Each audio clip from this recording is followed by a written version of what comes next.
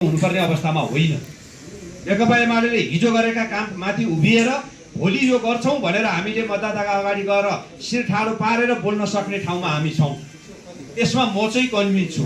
चाहे त्यो राष्ट्रियताको मुद्दामा होस्, चाहे त्यो लोकतन्त्र मामलामा लड्नेदेखि संस्थागत गर्ने कुरामा होस्, चाहे लोकतन्त्र पछि राजनीतिक अधिकार प्राप्त भयो, आर्थिक विकासमा मुलुकलाई लानुपर्छ, समृद्ध नेपाल, सुखी नेपाली बनाउनुपर्छ भन्ने दृष्टिकोण राखेर त्यसलाई बाटो देखाउने र त्यस अनुसारका स्टेप चालेर एचिभमेन्ट प्राप्त गर्ने कुरामा होस्, यी कुनै पनि कुरामा हामी रक्षात्मक हुनुपर्ने ठाउँ छैन। सुशासनकै मामलामा पनि हामीले प्रश्न उठ्ने प्रत्येक नेताहरूले ल म प्रश्न उठ्यो म मेरो पद छोड्छु भनेर छोड्नु भएको छ। तपाईहरुकै व्याकरणबाट जानुभएका अग्रज पत्रकार साथीहरू हाम्रो पार्टीको पदीय उसमा पुग्दा प्रश्न उठ्यो, प्रश्न उठेपछि ल छानबिन गर्नुस्, म गलत ठहरियो भने ठिक छ त भनेर छोड्नु भएको छ पद। के हामीले त्यो बेठिक गरेका छौं? हामीले बेठिक गरेका छैनौं। हामी सकेसम्म सच्याउने गर्छौं। यसको अर्थ हामीले 100 मा 100 राम्रो गर्यौं होइन। हाम्रा कमजोरी भएका छन्।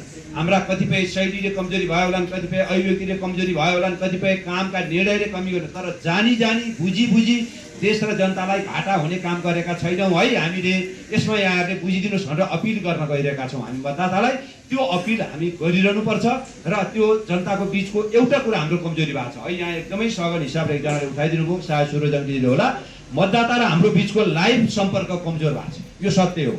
जनप्रतिनिधि र मतदाताको बीचको पनि कमजोर छ र पार्टी कमिटी र मतदाताको बीचको पनि कमजोर छ। यो कमजोरी एमाले सच्याउनै पर्छ।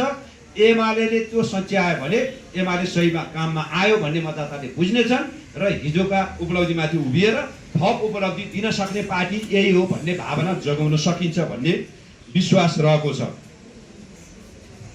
युवा मतदातामा स्वाभाविक हो, मैले पनि यही बीचमा खलबल गराइएको छ, त्यसलाई हामी अन्तिम टुङ्गोमा पुर्याएर समाधान दिनेछौँ। यो राजनीतिको बारेमा म लामो भने आज बिहान मात्रै पनि मैले एकजना मतदाताले बडा राम्ररी एउटा भेलामा राख्नु भएको थियो र मैले त्यहाँ केही कुरा राखेको थिएँ। त्यही बुदागत रूपमै म केही कुरा राख्छु। तपाईँ पत्रकार साथीहरूसित मेरो अनुरोध के हो भने आजको विश्व व्यवस्था तपाईँ हामीले विगत दशकमा भोगे भन्दा पृथक हुँदै गइरहेको छ।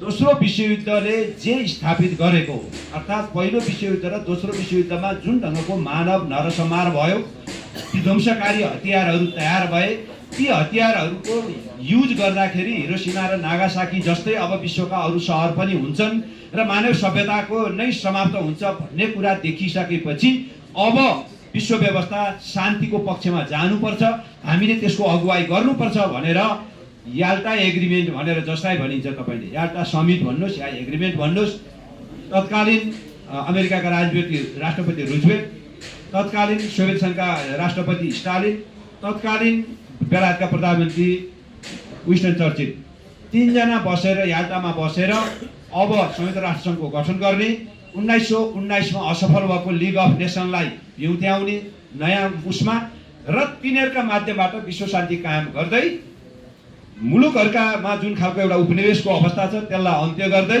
स्वतन्त्र राष्ट्रहरूले सानो हुने या ठुलो, बलियो हुने या कमजोर, धनी हुने या गरिब, ठुला हुने या साना, जुनसुकै अवस्थाका भए पनि उनीहरूका बीचको सम्बन्ध पारस्परिक समानताका आधारमा गर्ने, एकले अर्काको आन्तरिक मामलामा हस्तक्षेप नगर्ने, अन्तर्राष्ट्रिय सम्बन्धलाई अन्तर्राष्ट्रिय कानुन मूल्य मान्यताका आधारमा अगाडि लिएर जाने र पिसफुल वर्ल्ड अर्डरतर्फ विश्वलाई अगाडि बढाउने भन्ने जे सहमति गरेर संयुक्त राष्ट्रसङ्घको गठन गरेका थिए, त्यसमाथि आज त्यो गठन गर्ने अगुवाई गर्ने र संयुक्त राष्ट्रसङ्घको हेडक्वार्टर म कहाँ हुनुपर्छ भनेर दाबी गरेर हेडक्वार्टरको होस्ट गर्ने कन्ट्री संयुक्त राष्ट्रसङ्घका ती मान्यताबाट पछाडि हटिरहेको अवस्था छ।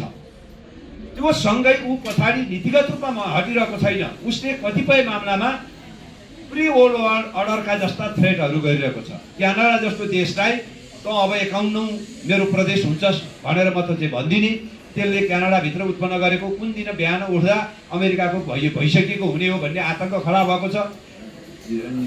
डेनमार्कको अधीनस्थ रहेको भागलाई म बेच्छु किन भन्ने, किन्दैनस् भने म कब्जा गर्छु भनेर धम्क्याउने जस्ता कुराहरू, अब भेनेजुएलाको कुराहरू मैले धेरै भनिरहनै परेन, अरू ठाउँका कुराहरू। यसले के जनाइरहेको छ भन्दा विश्व व्यवस्था त्यो एज इज अवस्थामा छैन, परिवर्तन हुन खोजिरहेको छ।